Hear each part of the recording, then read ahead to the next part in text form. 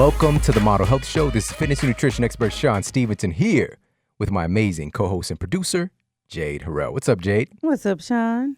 How are you this fine day? Today, I am uber-aesthetic. I can't touch that. What is that?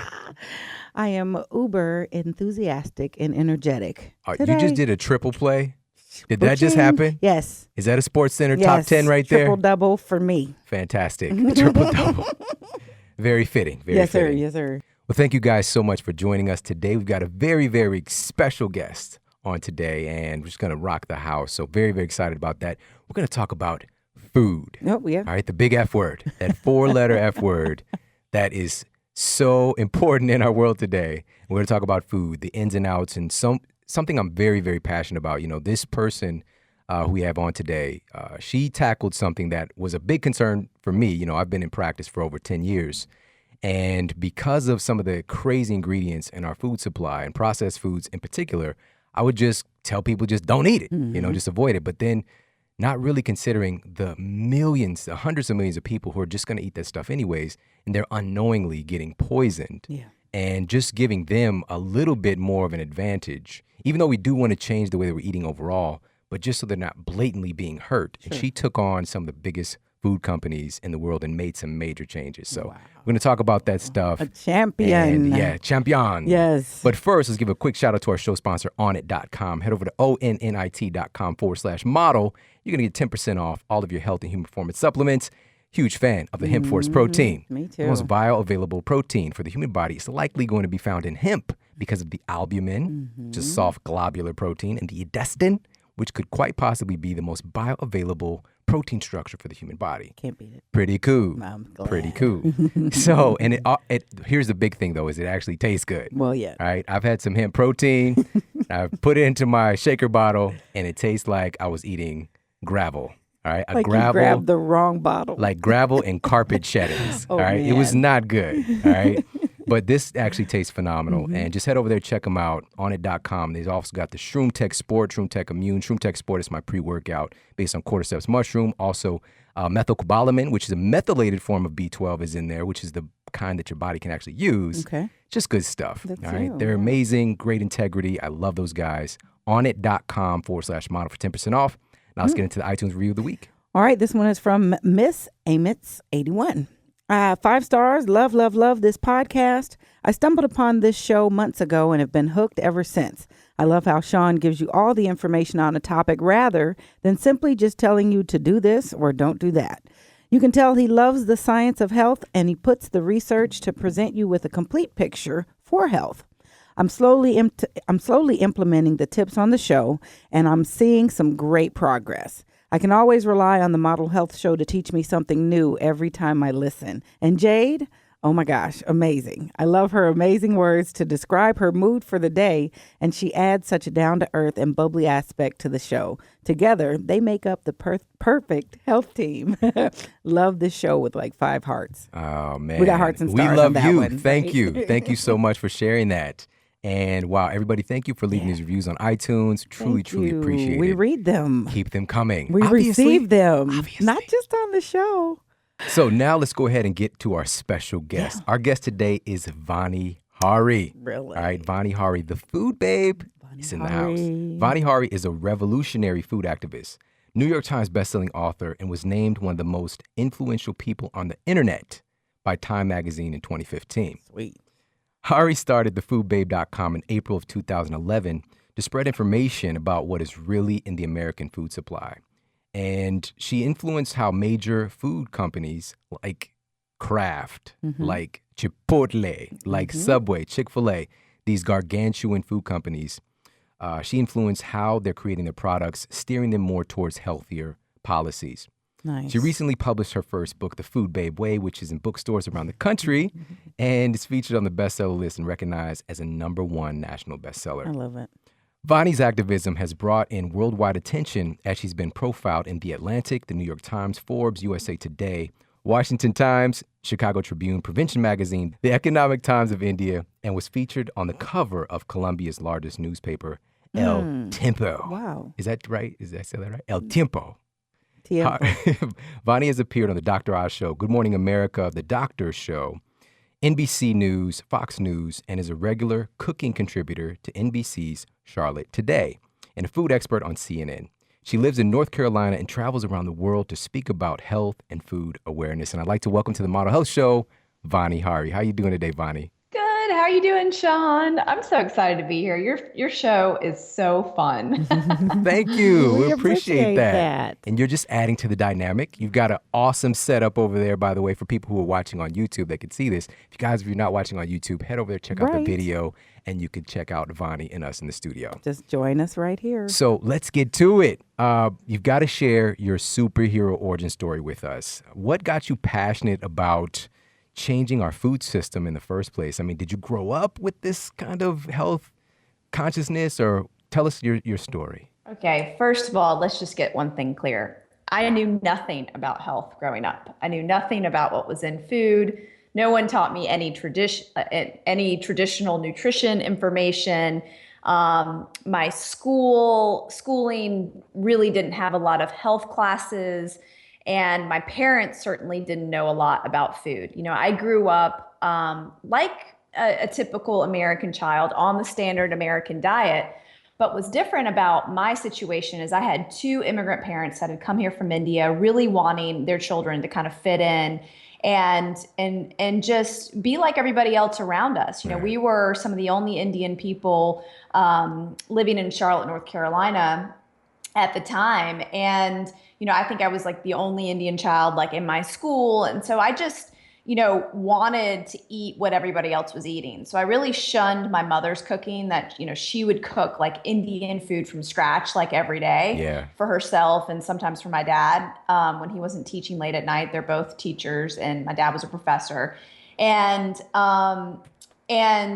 so instead of like force feeding us the Indian food, she really allowed us to eat whatever we wanted. Yeah. Both my parents just wanted us to eat. I mean, you know, I grew up on fast food, on soda, on processed foods.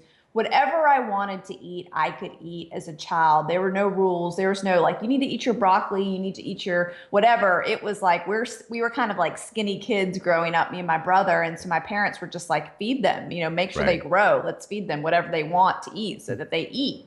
And, you know, as a result, I had a lot of health issues. My brother did too, actually. You know, I had eczema all over my face, asthma. I was in and out of doctor's offices all the time. I remember in kindergarten not wanting to go to school ever because my stomach hurt every single morning. And I remember my mom like dragging me to school and like taking me to the principal's office and like trying to scare me into going to school.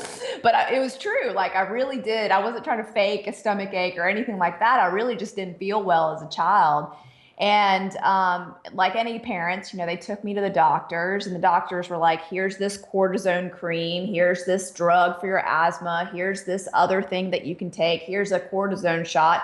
Oh, it's getting really bad this season. How about a steroids or these antibiotics that might work? And I mean, I was a guinea pig to the dermatologist, to the allergist, to all the doctors that I saw when I was younger. And as a result, I was on all of these prescription drugs very early on in my life.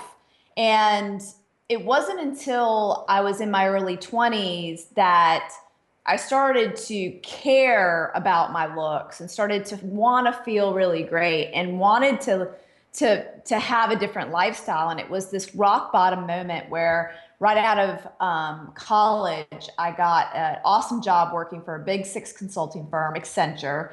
And they put me on the road, put me on this really high profile project where I was working 60 to 80 hours a week and you know, traveling on the road on the expense account. And, you know, you had all this like sudden responsibility right out of college. And it was so cool. And you're working with all these like C-level executives at these big banks. And I really was in the same situation where I was like, I just need to fit in. I need to do well at my job. And I'm just very ambitious as a human being. And my parents kind of raised me that way. I mean, if you know anything about the Indian culture, you know, education, job, security, all those things are like number one in an Indian family's kind of methodology and ideology on how they bring up their children. And so it was instilled in me that I need to be like a partner one day. I need to work really hard. I need to make money. I need to have a 401k. I need to have security. And as a result, I started eating what everybody else was eating around me, and doing the takeout and the catering that came in, so that we would work through lunch and breakfast, and we would even work through dinner sometimes. And then I started working like a night shift so that we could do this big implementation in the middle of the night when the banks were closed, so that the systems wouldn't get disrupted. And I basically started eating donuts in the middle of the night. I mean, just donuts. Whatever was available, right? Yeah. And I gained a lot of weight, became very stressed out, and realized very quickly this is not the type of lifestyle I want to live. I did not feel good about myself.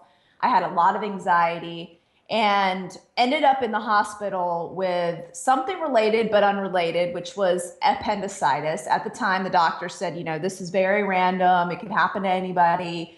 But I can tell you right now, if you're eating foods that disrupt your digestive system and disrupt your gut bacteria and all these other systems that are working in unison in your body, especially with your so-called useless appendix, that's going to become inflamed just like the rest of your body. And now science is showing that the appendix is actually not useless. It's actually there to produce really good gut bacteria. And it's something I don't have anymore, And so I had my appendix taken out, and it was December, and I was like 22 years old. I was so sick in the hospital from getting the appendix out. It wasn't like one of those quick, easy surgeries for me. It was a long recovery. I was really out of shape. It was, I know if I was in good shape, I probably could have recovered very quickly, but I just wasn't.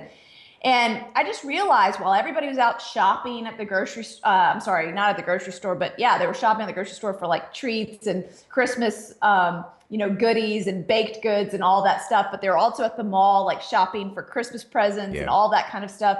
That's all I wanted to do, was leave the hospital to go do that. And I couldn't do that. And I was like 22 years old, sick, overweight, in bed. And as soon as I got out of the hospital, I said to myself, nobody's going to come in the way of my health. I don't care what my boss says. I don't care what they tell me at this ridiculous job I took. I don't care what happens. I'm going to take control. And the first things that I started to do were to start to read voraciously about health. And I started to check out these books from the library. I mean, back then, we started having the internet and we started having Google, but it wasn't like the main source of like information that you can get today, so I had to do it the hard way. I went to the library where I learned how to research basically when I was in high school, where I was a debater, and would check out these big books on nutrition. I remember one of the books that I checked out was Spiritual Nutrition by Gabriel Cousens, and it's this big, thick book, and I think I have it somewhere in here because I'm constantly rereading it because it's like the Bible on nutrition. Yeah. And I started to learn everything that I'd been eating, everything that I'd been putting in my body was dead. It was literally dead, processed garbage, full of all of these additives that had been invented in the last 50 years to either improve shelf life or improve the bottom line of the food industry or improve aesthetics or make us want to buy or eat it more, and I started to learn all these tricks the food industry was employing. And I started to learn what had happened to our food system in terms of the majority of it being produced by either one or two crops, corn and soy, and realizing and using my common sense and my brain to say, I've been putting so much corn and soy in my body and no other nutrients.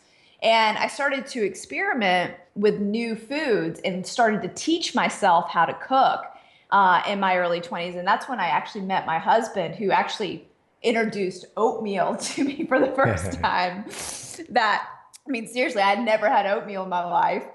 And it was like the best thing ever. And I started having oatmeal in the morning, started bringing my lunch to work, and started working out at lunch, and, started to adopt this really healthy lifestyle.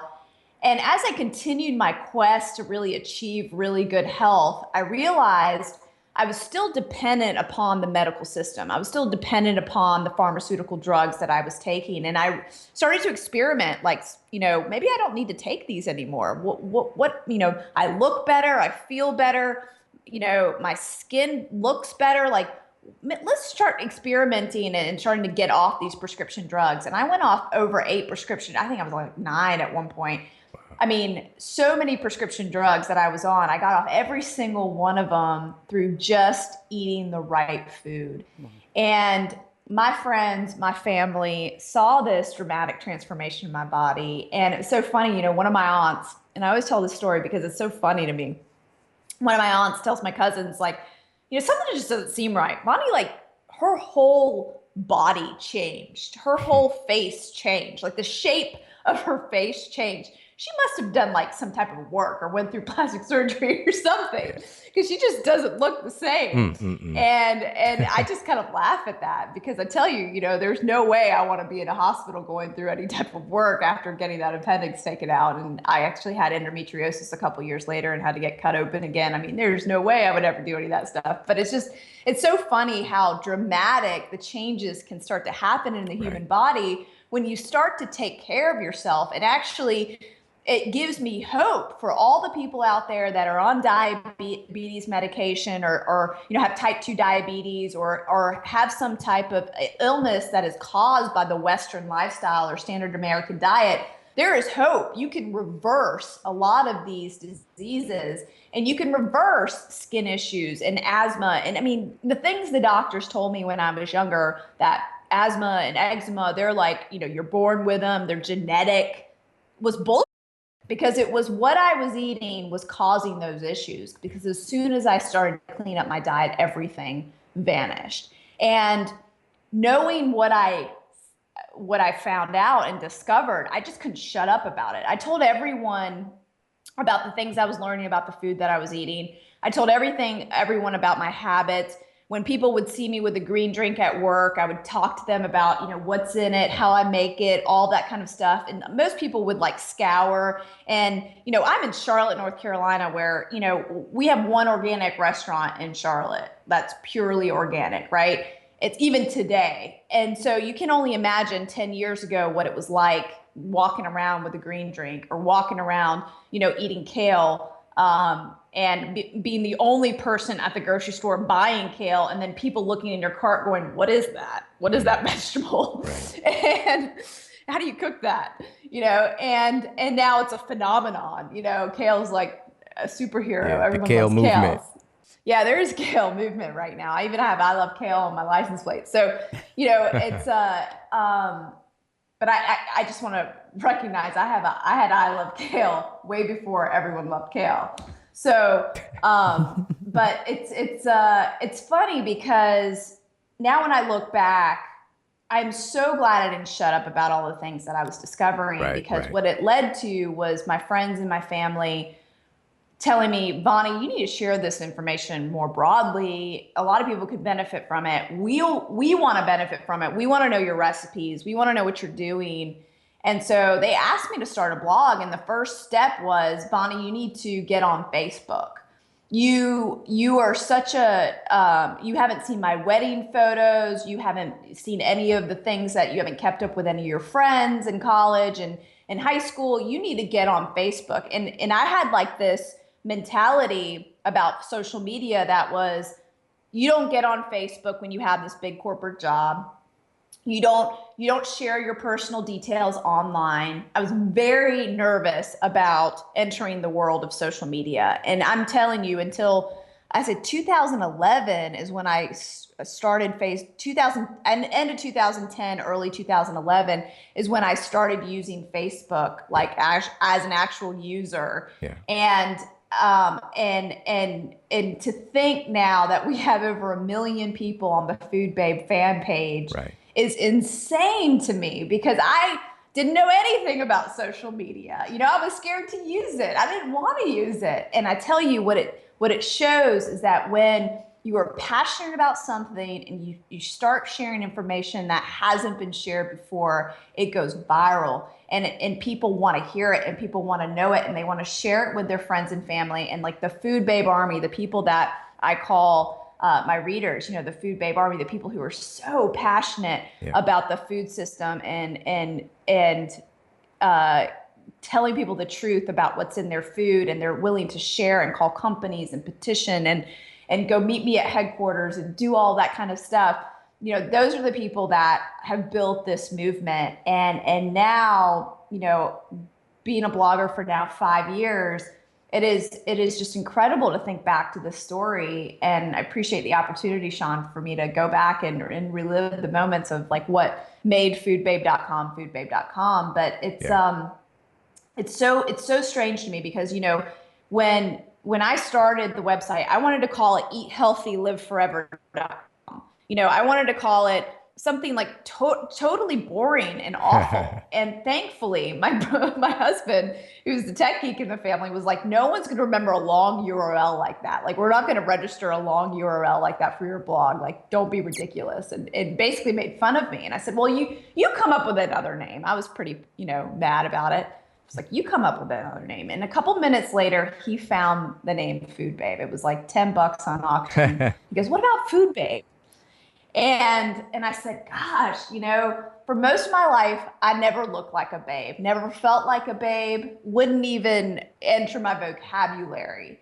And I said, you know, let me call my friends. And so I started, you know, calling my best friend. I said, what do you think about the name Food Babe? She goes, oh my God, that describes you perfectly. And I said, no, I don't want it to be about me. I want it to be about becoming a food babe. How do you become a food babe? That should be the mission of the blog. Yeah. And so for the first year and a half, I never had my photo on the main cover site of foodbabe.com. It was these 3 cartoon characters that I found. And it was no one really knew who the Food Babe was, you know, unless you kind of knew me and knew I was blogging and I was signing every blog post Food Babe, not even Vani, because again, I had this stupid mentality of I'm scared of social media, I'm scared of the web, like sharing too much of my life, because I had this very, you know, strict corporate job working for these C-level executives. I didn't want them to know I had this other passion, another way of life of like loving health and writing about it and using all my free time to talk about this, you know? And but so now I just kind of hit all of that. You've come out and in a big way. And not only are you this huge inspiration to so many people, but your following has just become incredible. You know, like you said, the Food Babe Army. And there's a lot of guys in the Food Babe Army too. And I think you would call them Mr. Food Babes as well. And it's just such an incredible story. And just talking about the courage and seeing how you came out of your own kind of personal struggles. Our stories are actually very similar with childhood because, you know, my grandmother, she grew her own food. My grandpa was a hunter and they lived with them in my early years, but they just wanted me to eat. So fish sticks, macaroni and cheese was the deal, you know, and it set my palate for, you know, up until my early 20s. And that's all the stuff that I would eat. And it's very, very similar. And my thing was the degenerative bone disease showed up because, of course, it's a so-called incurable genetic condition, same thing. And I was able to transform my health because I made the choice to, and you made that choice. And it kind of, what's so crazy is we just had a show come out talking about the lymphatic system, all about the lymphatic system, a masterclass. And we talked about the appendix and how this is related very intimately to your immune system. And basically your appendix was just getting punched in the face like all the time, you know. Yeah. And it was considered for a long time to be a vestigial organ, which is something that kind of doesn't matter anymore. You just take it out. But as you mentioned, and I love how you mentioned this, it's kind of a safe house for healthy bacteria. And here's the thing, though, is that she's doing so much right now that's why she's still healthy. You know, no matter where you are, no matter what you've been through, you just got to stack the conditions in your favor and good things are going to happen. And that kind of speaks to her whole story, that even though she had these challenges, you know, from childhood to some of those really tough health issues to overcome, especially the procedures, the invasive procedures. And I recognize that. But even from there to owning that you are a babe, that's one of the challenges you got to own that. You've got to own it, but it's also something that if you stack those conditions, you can step into it and live it. And then you will become it and emulate it for others. And then we also can be the babes with you. Well, one of the things that she did to really kind of be a leader in so many different aspects was one of the first big food industries that you took on was Kraft Foods. Wow. So can you tell us a little bit about that? Yeah, as soon, so a year and a half into blogging, I started to become so passionate about what I was sharing because the feedback was enormous. I was getting feedback from people all over the world about, oh, I used to eat Chick-fil-A too. I had no idea it had 100 ingredients in it. And oh my gosh, like I thought it was the healthier fast food. And then I would hear from someone, you know, gosh, I had eczema and I started removing processed food from my diet and it's cleared up. Thank you so much. And I started to hear these stories and I go, my gosh, I'm like changing people's lives. Like I have the opportunity to do something bigger than just work at this corporate job.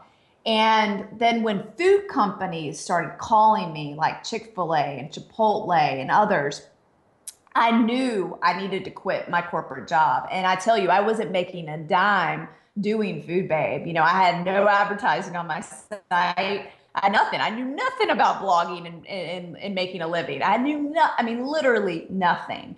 And I met a friend, Lisa Leak from 100 Days of Real Food, who had also quit her job, and she had started to figure out how to monetize, basically sharing her recipes and sharing her lifestyle online. And she was a great mentor in that space, and she kind of gave me the confidence of like, it's possible, you can do that. But she had way more followers than me at that time, and so I was like, I don't know if I can do this, and it took a lot of guts to finally quit. And when I did, I quit cold turkey. I gave up my 401k. I gave up my salary. I gave up my 13-year management consulting career.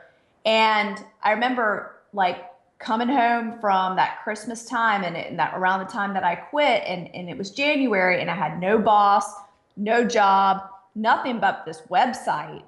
And I looked at it and I was scared to death. But what happened was so miraculous.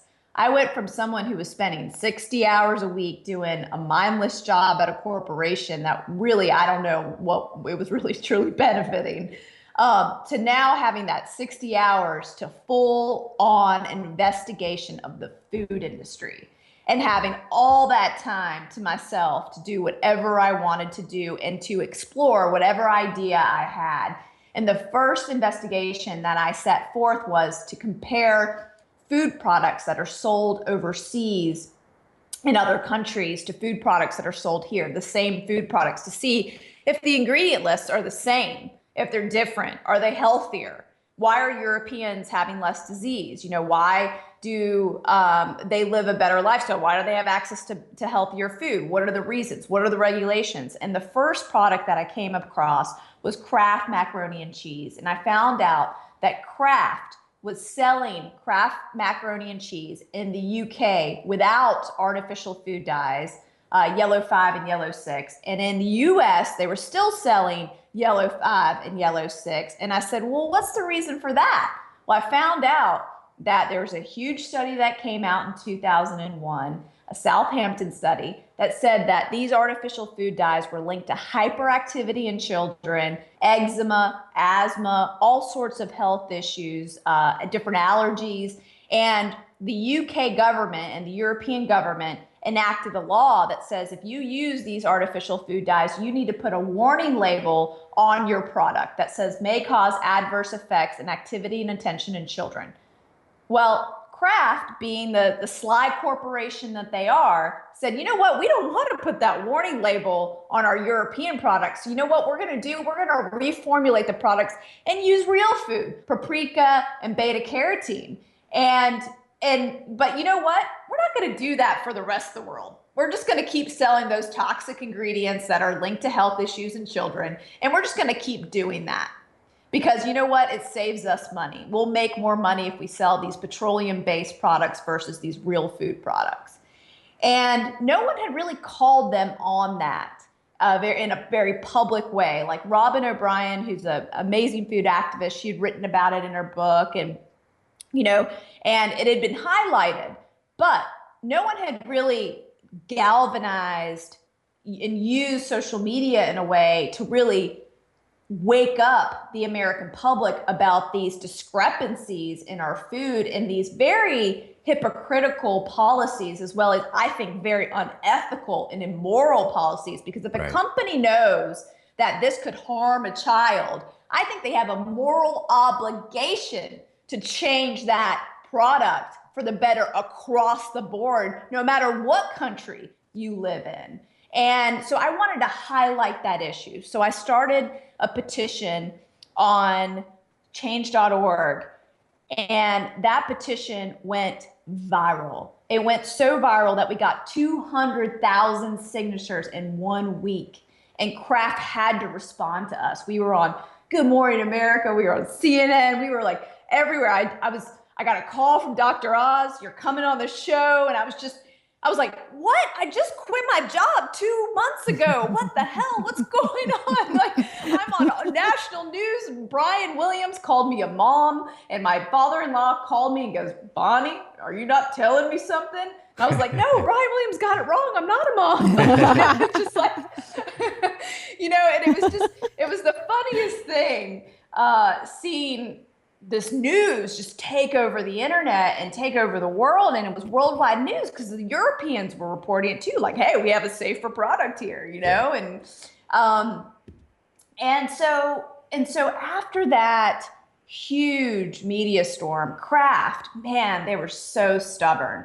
They did not want to give in. And so on April 1st that year in 2013, I went to the headquarters and delivered 270,000 of those petitions to their front door, and actually ended up meeting them. And I actually opened the book, The Food Babe Way, with what happened in that meeting. And I tell you, it was such an incredible moment. So many of the supporters and other people around the area came and petitioned outside and met me there, and were there so supportive. And they waited until I got out of the meeting to find out what happened. It was just such a magical moment of what activism is, right, and what you can do, and what you can ask corporations to do, and what it takes to change these very archaic policies of our food industry. So what ultimately did they do?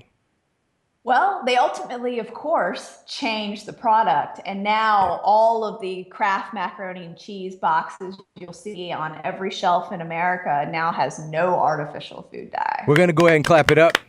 Yes. For Vani Hari. That's Yes. amazing. Amazing. And thank you Yes. for starting that fight and creating the energy behind it, but also seeing it through. Yeah. Yes. Thank you. It's What's such so beautiful, if I can just mention, what is so beautiful about that moment? And, a lot of people, the critics, I'd say, and the people who are the naysayers would say, oh, if you change the one thing in that product doesn't make it healthier. Oh, or they'd say, that's just one product. What about all the other products that have artificial food dyes? Well, what that did was it spawned a revolution, because so many people finally understood what these artificial food dyes do and what the risks were. And when I went on Dr. Oz, for example, he had different scientists and other people on there to discuss the risks of artificial food dyes. And the information went so viral that moms across America and so many others, people started looking at the back of packages, and even on things that weren't Kraft macaroni and cheese, right, like Doritos, and saying, hey, the Doritos have yellow 5 and yellow 6. I don't want to eat this either, or give this to my kids in their lunchbox.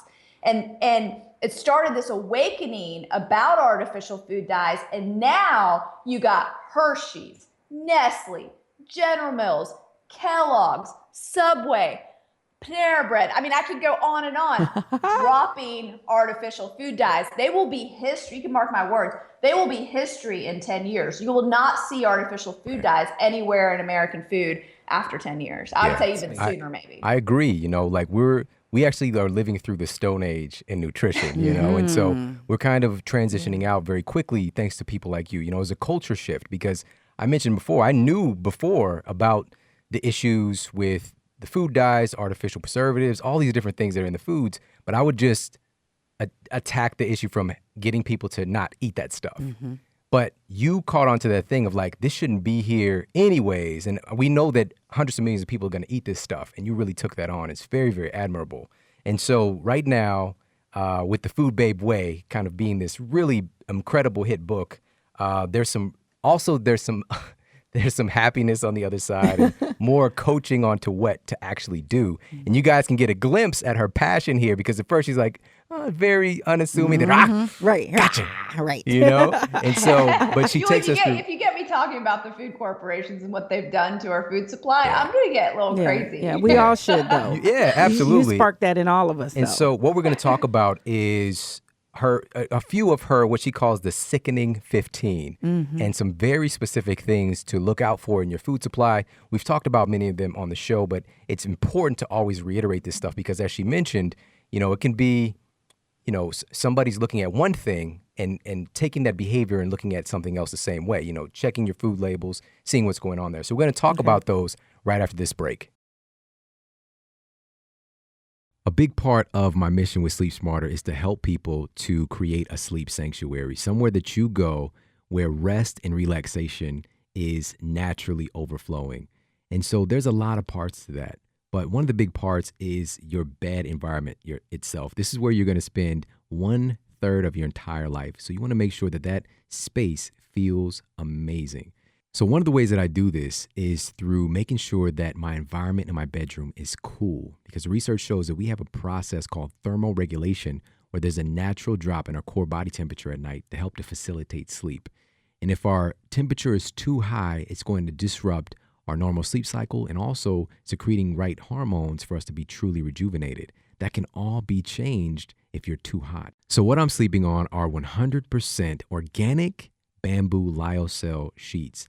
And the thread count is 300, but that is equivalent with this bamboo lyocell to 1,000 thread count Egyptian cotton. But here's the great news is that it consumes only 1/3 of the water in order to produce it. So one of the big things that's causing so much deforestation and pollution and waste is overusing our natural resources. And this is a way to cut down on that, but also radically improve your sleep quality. So these are hypoallergenic, organic, and there's no weird chemicals that are used to produce these sheets, and they absolutely feel amazing. So this is what we call luxury for less because there's an in-house design for these. They work directly with the manufacturer and sell directly online. No middleman, no retail markup because these sheets would normally cost a few $100s because of the quality. But this, by myself being a sleep connoisseur, is so important to me. And I found that I simply can't, and I know you're going to feel the same way, I can't sleep on other sheets. It just doesn't feel right. When I'm at home, these sheets are getting utilized or they're getting washed and they're getting put back on the bed because they are just that amazing. And you're going to get a 100-night trial. Sleep on it, think on it, dream on it. And if you don't love it, you can send it back for a full refund. You really have nothing to lose. So this is produced by the amazing people at Attitude. So that's ettitude.com.au/model. And use that link and you're going to get 10% off by using the coupon code MODEL at checkout. So that's ettitude.com.au/model to get yourself hooked up with some of the most amazing sheets that you need to treat yourself with and to experiment with, because I guarantee you're going to sleep better, you're going to feel better, and it just feels absolutely amazing on your skin. And check out their reviews from people that have chronic sleep issues to just people who are wanting to have a more luxurious night's sleep, all ranging in this amazing group of people who leave these reviews are saying that these sheets are a game changer. And I never would have thought that sheets mattered so much, really, especially being a guy, being an athlete. And I just really didn't care that much about it. But when I slept on those very low thread count cotton sheets after having these, it felt like I was sleeping on thorns. It was horrible. And now with these amazing sheets, it's like sleeping in lotion or sleeping in coconut oil. It just feels so silky and so amazing. And again, it sleeps cool. It makes me feel good. My wife absolutely loves them. She is the one who really said we're not sleeping on anything else. So give these sheets a try. All right. Attitude.com.au/model. And you're going to get 10% off. Now back to the show. And we are back. We are here with Vani Hari, author of The Food Babe Way and the leader of the Food Babe Army. Mm-hmm. And we're talking about all things regarding our food system. And in her book, she's got the Sickening 15. And these are 15 things that we need to avoid at all costs, really. And we're just going to go through a few of them. So the first one you mentioned is growth hormones in meat. So what's up with that? Yeah, one of the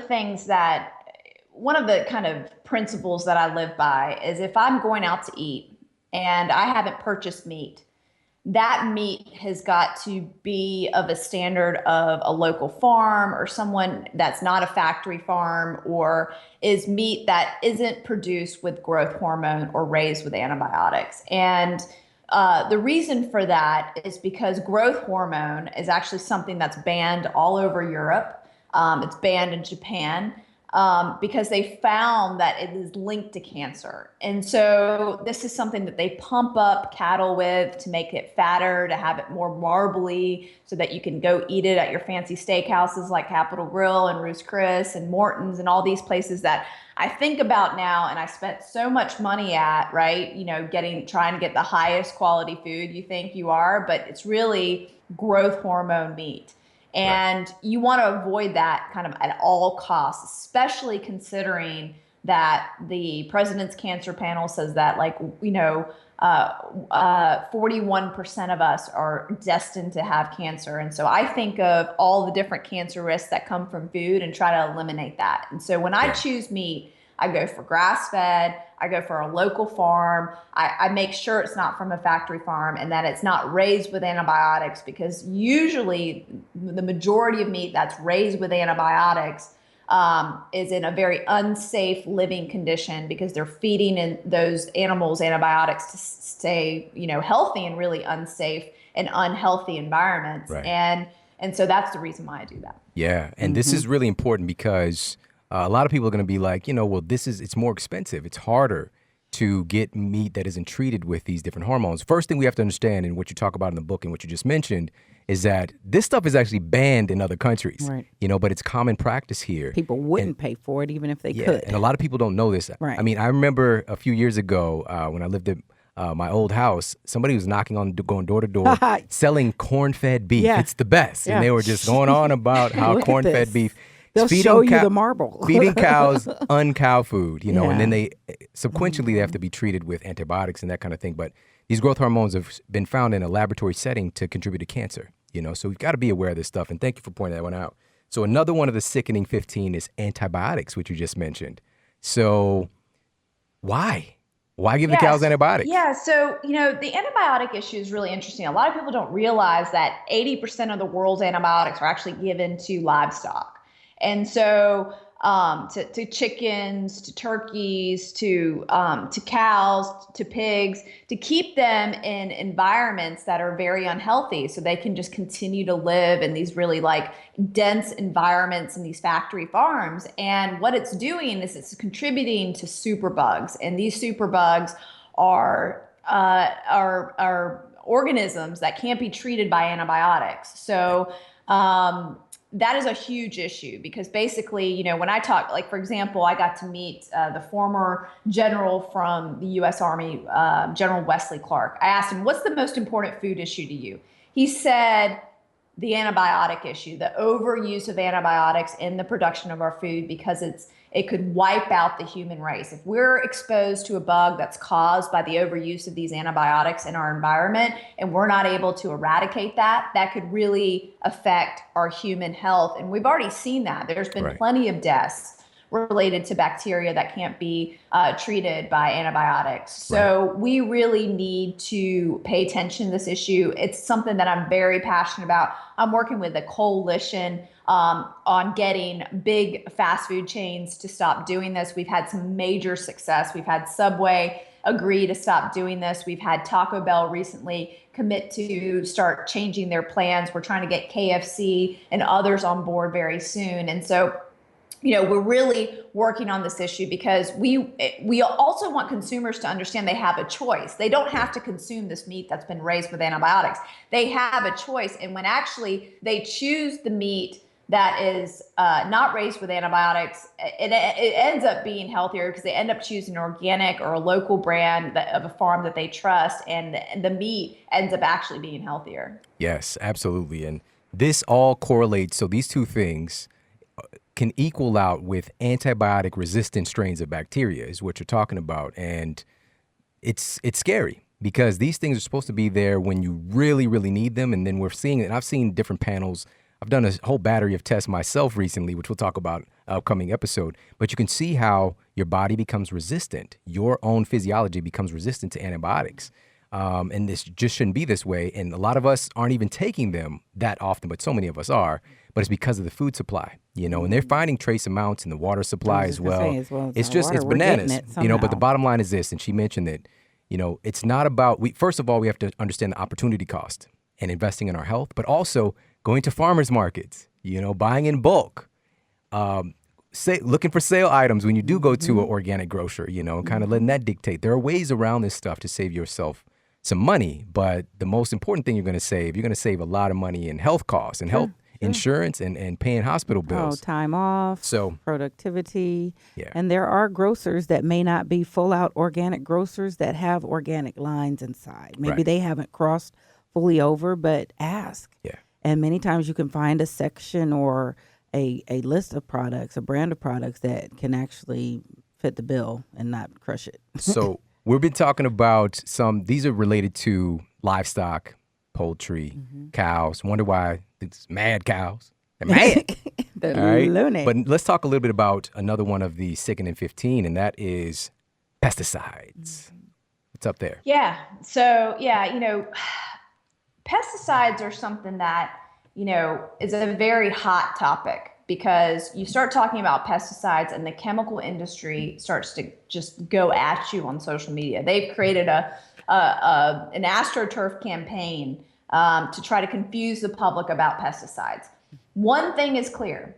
When you buy organic, you automatically reduce the load of pesticides that enter your body. You are no longer consuming synthetic pesticides, many of them that are known endocrine disruptors, known to cause cancer, known to create autoimmune disorders, known to affect your metabolism and create obesogens in the body.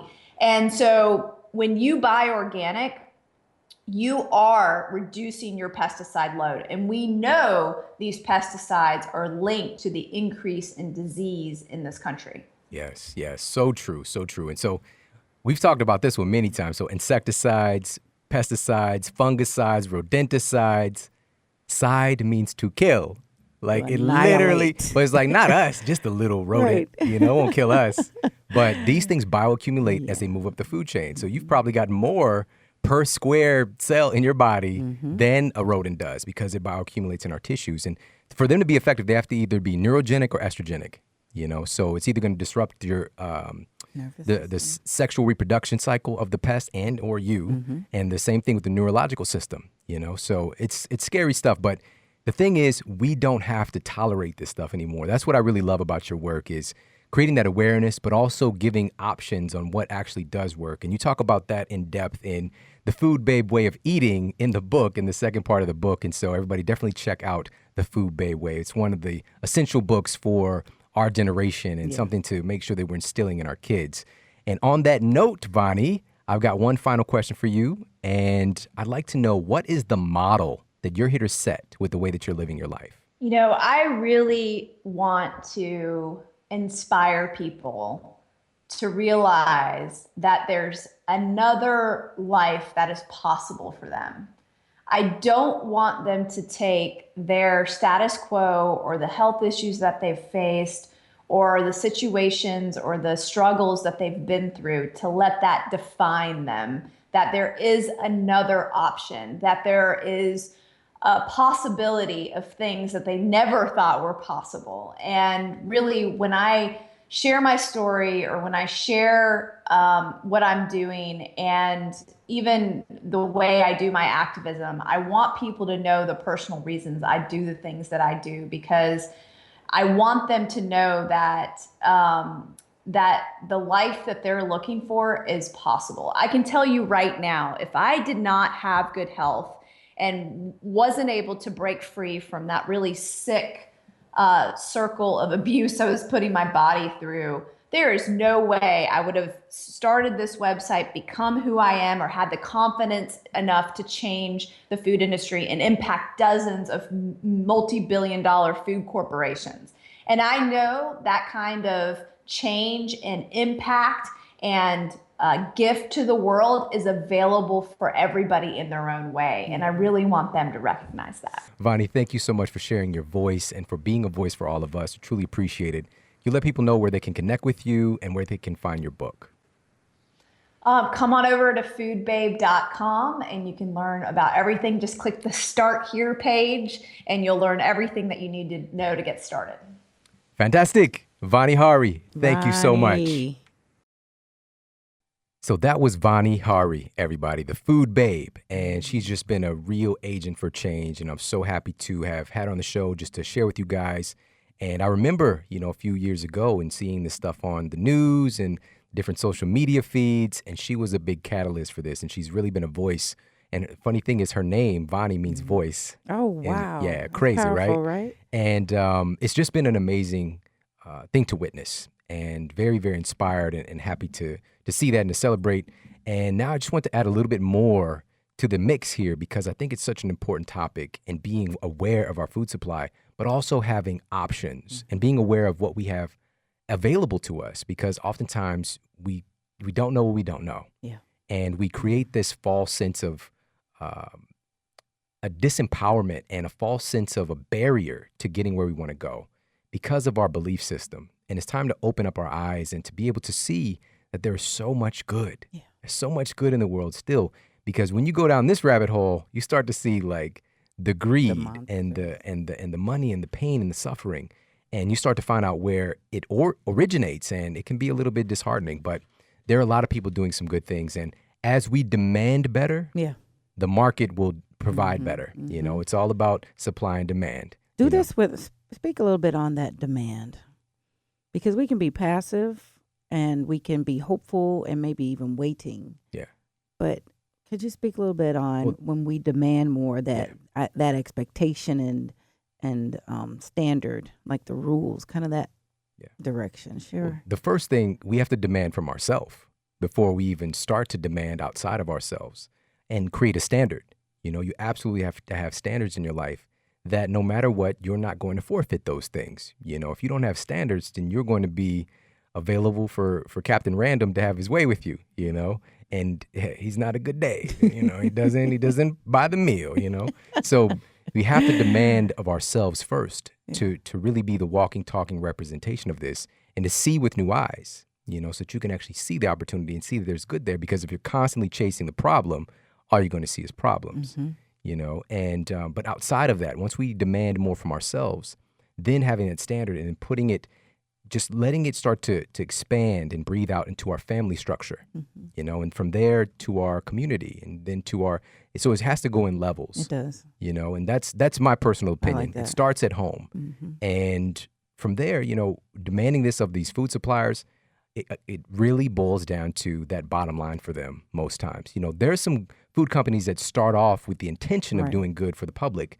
but because that dollar is so seductive, sometimes they'll cut corners. Right. And there are great companies out there that don't do that. And if you guys knew how hard it is and what they've had to go through, I've had conversations with many of these people, and it's tough, because this crazy thing is the FDA will come after them and not. Isn't that something? Yeah. Yeah. But by supporting them, we help empower them to do this. And they also help in this fight, because we vote with our dollars. We vote with our patronage. We endorse folks we do business with and that we exchange. And if you feel intimidated, Food Babe, she's like, I'm at you. But if you feel intimidated by that, I love that you emphasize, start with yourself, because truthfully, that expansion will become a permeation. It'll seep through your pores. And even without you feeling like you got to take on something directly, which you can, you'll get stronger, trust me. But it'll start to seep through your pores and influence the things, the people, and the environment around you. Right. Who's lobbying for real food? There's countless lobbyists for these big, huge food entities, and here's some crazy stuff. So there's over 10,000 different synthetic chemical additives in our food supply. All right. This is stuff that was invented and it's in our food supply. And guess what? Your genes don't recognize that stuff. So chances are it's going to activate some genetic programs for stuff that you might not want, and many of these are what are called GRAS, all right, GRAS. It's an acronym for generally recognized as safe by the FDA. So they don't even have to tell you that it's in there. Right. And they don't even have to tell the FDA because it's generally recognized as safe. And so that leaves. Based on what? That's the biggest loophole ever, right? Yeah, it is. That's like a loophole that like Shaquille O'Neal could like hula hoop with this loophole. It's so big. And so they're just sliding all this stuff through. And, and we're really, again, if you're not being aware and paying attention, like what is real food? What is food really? What is the objective of this food? And understand that food isn't just food, it's information. That's right. Then you start to become more empowered and start to look at things as like, this is going to become a part of me instead of it just being some mundane activity. I'm just throwing stuff in here because it tastes good or, everyone else is eating it. And so with that said, let's provide some strategies and some things to look at here to really be more empowered and to get the most from the food that you're eating. Okay. So number one is super obvious. And again, many of these things we talked about on the show, but I just want to reiterate because maybe it'll hit you with a different tonality today and really touch your spirit. So number one is to choose organic. All right. So organic has become a very big catchword. I remember 10 years ago when people would, I'm thinking about my little brother. He's like, I heard you're eating organic. Like, ew. And he's like, he's basically like, it must taste disgusting. Right. It's like, right. What is it? And I'm just like, you don't even know what that means. It just means it's not treated with all this crap that, I and can so, picture him saying yeah, that. so it's so Totally. funny because now it's become a big part of our lexicon today in our world. And a few years ago, it was something seen as if it's organic, it's not going to taste as good. All that means no pesticides, rodenticides, no artificial ingredients, no hormones, all that kind of good stuff. I had somebody tell me, well, that organic food is dirty. It's got dirt on it. I'm like, yes. Really? Well, guess what? And that rinses off. It actually, but it grew from something, It grew from right? And not a petri dish. How about that? So here's the thing: the organic label has its own loopholes. Yeah. All right, you have to be aware of that, and this is why we really strive to bring the companies with the highest integrity that I can come across, because it's a sketchy label. The best objective here is to start going to your local farmers markets. And if you think that there might not be one in your area, just go to Dr. Google. Make an appointment with Dr. Google. Type in farmers markets put your city in. Zip code even. And chances are, because here in St. Louis, there was 2. Main ones. And then now there's like 7, 8, 9. There's one right by my house. I'm so going there. I know they've and got it's such good a stuff. different vibe. I put it on Snapchat the other day. And by the way, if you're not following me on Snap, Yeah, you better get on Shawn the Snap. Model, SHAWNMODEL. It's a popping over there. It's All right, snapping over there. Look at you. It's poetry. Hey, it's what I do. Woman in the dark. In the dark. Dun, dun. So I put on gosh. Snapchat and just kind of walking around the farmer's market and the deals. My goodness, I absolutely love Whole Foods.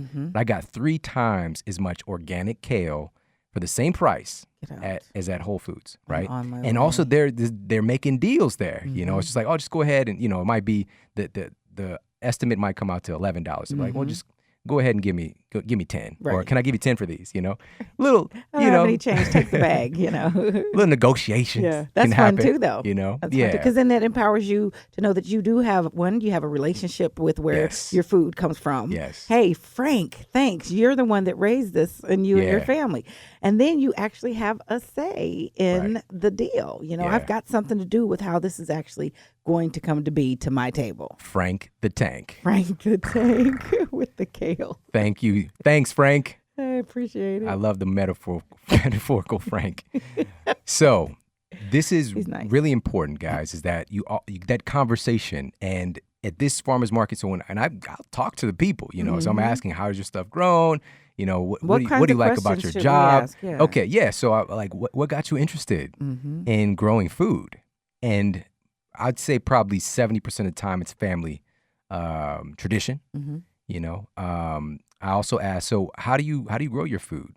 What are the chickens eating? All right, so basic stuff like the same thing with if it was beef or whatever the case may be. These are really simple, basic questions. And I also get into, it just happens, the passion surrounding it.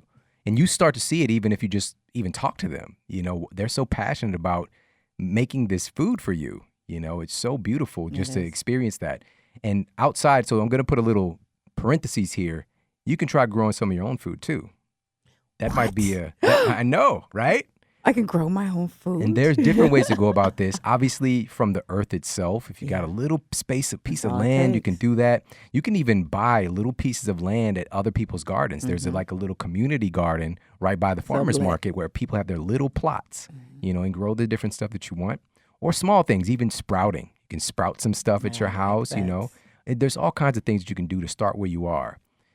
So farmers markets, get connected to your food, all right? And it'll save you money, and it will save you in your bills, in your hospital bills, because you're going to get better food. And by immersing yourself in that, one, you talked about immersing yourself for learning. That embeds the learning, and then also placing ourselves in environments that support who we want to be. Right. If we're striving for that, then to be involved in that personally, get your hands on it personally, will help you to become ready for that next stage. Absolutely. And so another thing is we want to tune in. What I grew up with was fast food, Me too. right? Fast food was life. All right. Fast food was life. We need to get more in tune with slow food.